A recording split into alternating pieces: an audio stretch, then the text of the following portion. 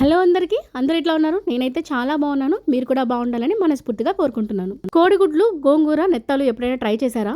నేను చేశాను. చాలా చాలా బాగా వచ్చింది. మీరు కూడా ఒకసారి ట్రై చేయండి. ఎలా వచ్చిందో అనేది కామెంట్ చేయండి. ఇది మా నెల్లూరు వాళ్ళ స్పెషల్. నెత్తాలని ఎక్కువగా ఇష్టపడతారు మా నెల్లూరు సైడ్. నెత్తాళ్ళు అన్నం మేము మెత్తాళ్ళు అంటాము. ఇళ్ళ దగ్గరికి చాలా మంది మెత్తాళ్ళు అంటూ వస్తారు. ఖచ్చితంగా వాళ్ళ దగ్గర తీసుకొని పప్పులోకి నంచుకోవడానికో లేదంటే వంకాయ వేసుకొని మెత్తాళ్ళు వండుకుంటారు. నేనైతే ఇవాళ కోడిగుడ్డు గోంగూర మెత్తాలు ట్రై చేశాను. చాలా బాగా వచ్చింది. టేస్ట్ అయితే తప్పకుండా ట్రై చేయండి. గోంగూర ఈ మాట అంటే చాలా మందికి చాలా ఇష్టం ఉంటుంది. ఎందుకంటే గోంగూరతో చేసిన పచ్చడైనా, గోంగూర చికెన్ అయినా, గోంగూర చికెన్ పికిల్ అయినా, లేదంటే ఒత్తి గోంగూరతో చేసే ఇలాంటి పుల్లగూరైనా కూడా చాలా ఇష్టం ఉంటుంది. గోంగూరని ఇష్టపడే వాళ్ళకి ఇది మంచి రెసిపీ అని చెప్పొచ్చు. ఖచ్చితంగా ట్రై చేసేయండి. నేనైతే ముందు దీనికోసం గోంగూర, పచ్చిమిర్చి, టమాటాలు, కాస్త పసుపు, ఉప్పు వేసి ఉడికించి పక్కన పెట్టుకున్నాను. ఇంకా మెత్తాలు కావాలి కదా. ఇక్కడ హైదరాబాద్ లో మెత్తాలు బయట కూడా దొరుకుతాయి, సంతల్లో కొన్ని ప్లేసెస్లో.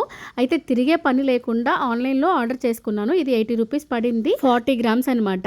అయితే మామూలుగా నేను నెల్లూరు నుంచి తీసుకొచ్చుకునే మెత్తాల్లో కాస్త ఇసుక ఎక్కువగా ఉంటుంది. వీటిలో అంత ఇసుక కనిపించలేదు నాకు. తల తోక తీసేసి వాటర్లో 2-3 సార్లు వాష్ చేసేసుకోవాలి. ఎందుకంటే ఇసుక మట్టి ఎక్కువగా ఉంటాయి. ఎందుకంటే ఎండలో ఎండబెడతారు కదా వీటిని, అందుకని దుమ్ము ధూళి ఉంటుంది కాబట్టి బాగా వాష్ చేసుకోవాలి. తర్వాత 3-4 కోడిగుడ్లు ఉడకబెట్టుకొని పొట్టు తీసి పక్కన పెట్టేసుకోవాలి. మా ఇంట్లో పప్పులు చేసినా, పచ్చళ్ళు చేసినా, ఏది చేసినా సరే కోడిగుడ్డు అయితే మస్ట్ ఉండాలండి. కోడిగుడ్డు లేకపోతే మా ఇంట్లో ఒక పూట కూడా గడవదు. మీ వాళ్ళు కూడా అంతేనా? అంతే అయితే ఖచ్చితంగా కామెంట్ చేసేయండి. ఉడకబెట్టుకున్న గుడ్లని ఆయిల్ వేసుకొని ఉప్పు, కారం, పసుపు వేసుకొని వేయించుకోవాలి. దాంతోపాటు మెత్తాలను కూడా వేయించేసుకోవాలి. ఓపిక, టైము ఉంటే రెండింటిని విడివిడిగా కూడా వేయించుకోవచ్చు. పెద్దగా టైం లేదు కాబట్టి నేను 2 కలిపి వేయించేసుకున్నాను. ఈ కోడిగుడ్లు కలర్ చేంజ్ అయ్యేటప్పటికి మెత్తాలు క్రిస్పీగా కూడా అవుతాయి. అలా ఉంటే కూరలోకి చాలా బాగుంటాయి క్రిస్పీగా నంచుకోవడానికి. ఇక ఆ ఆయిల్లో నుసి ఎక్కువగా ఉందని చెప్పి నేను ఇంకొక బాండిల్ పెట్టుకొని మళ్ళీ ఆయిల్ వేసుకున్నాను. ఇందులోకి జీలకర్ర, కరివేపాకు వేసుకొని సన్నగా కట్ చేసుకున్న ఒక 3 పెద్ద ఆనియన్స్ని వేసుకున్నాను. ఆనియన్స్ ఎక్కువగా వేసుకున్నాను, గ్రేవీ ఎక్కువ కావాలని చెప్పేసి.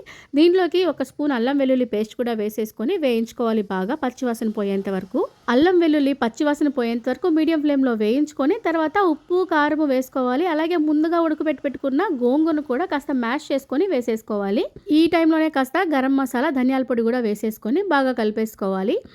మంటని మీడియం ఫ్లేమ్లో పెట్టుకొని ఈ మసాలా అంతా కూడా ఈ గోంగూరకి పట్టేలాగా బాగా కలుపుకోవాలి. హై ఫ్లేమ్ పెట్టుకున్నామంటే మనకి మాడిపోతుంది కూర, గమనించుకోవాలి.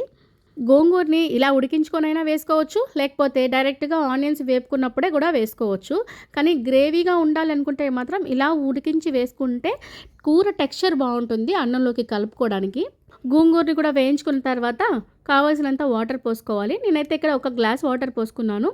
నీరు కాస్త తెరిలిన తర్వాత మనం ఉడకబెట్టుకున్న గుడ్లను వేయించుకున్న మెత్తాలను, గుడ్లను ఇందులో వేసేసుకొని మూత పెట్టేసి ఒక 10 నిమిషాలు వదిలేసామంటే మీడియం ఫ్లేమ్లో మనకి సూపర్ యమ్మీగా ఎగ్ కర్రీ అయితే రెడీ అయిపోతుంది.